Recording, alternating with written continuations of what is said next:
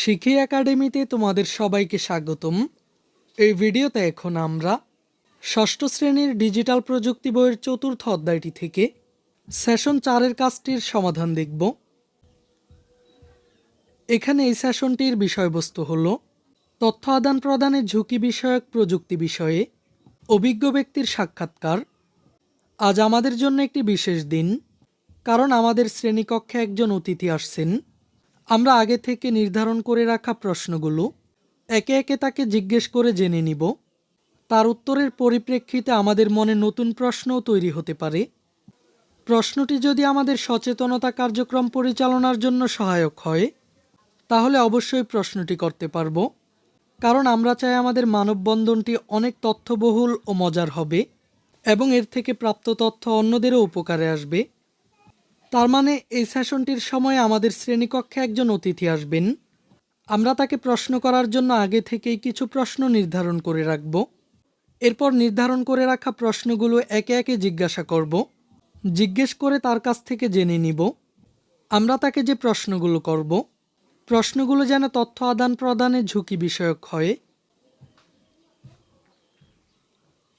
এরপর বিশেষজ্ঞের সঙ্গে আলোচনা এবং প্রশ্নোত্তর পর্বে গুরুত্বপূর্ণ তথ্যগুলো নিচের ছকে লিখি। অর্থাৎ আমরা বিশেষজ্ঞের সঙ্গে আলোচনা করে যেসব প্রশ্নের উত্তরগুলো জানব এবং যেসব গুরুত্বপূর্ণ তথ্যগুলো জানব, এগুলো আমাদেরকে এই ছকটিতে উপস্থাপন করতে হবে। তো চলো আমরা এই ছকটির একটি নমুনার সমাধান দেখে নিই। এখানে আমি তোমাদেরকে সাক্ষাৎকারের নমুনা প্রশ্ন এবং উত্তর দেখানোর চেষ্টা করেছি। প্রথম প্রশ্নটি হলো, ইন্টারনেটে তথ্য আদান প্রদানে কোনো ঝুঁকি রয়েছে কি না। নমুনা উত্তরটি হলো, ইন্টারনেট ব্যবহারে অসাবধানতার কারণে তথ্য আদান প্রদানে মারাত্মক ঝুঁকির সম্ভাবনা রয়েছে। বিশেষ করে নতুন ব্যবহারকারীরা এ ধরনের ঝুঁকির সম্মুখীন হয়। এরপর দ্বিতীয় প্রশ্নটি হলো, ইন্টারনেটে তথ্য আদান প্রদানের ঝুঁকি মোকাবিলায় কি করা উচিত।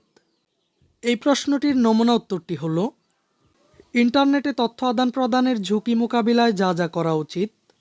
কারো কাছে ব্যক্তিগত তথ্য প্রদানে অধিক সতর্কতা অবলম্বন করব। মোবাইল ফোনের নিরাপত্তার জন্য ফোন লক ব্যবহার করব। এরপর সামাজিক যোগাযোগ মাধ্যম ব্যবহার করার ক্ষেত্রে সতর্কতা অবলম্বন করব। অতি ব্যক্তিগত তথ্য সামাজিক যোগাযোগ মাধ্যমে শেয়ার করব না। ফিশিং মেসেজ বা লিঙ্ক এড়িয়ে চলব। ডিজিটাল মাধ্যমগুলোতে শক্তিশালী পাসওয়ার্ড ব্যবহার করব।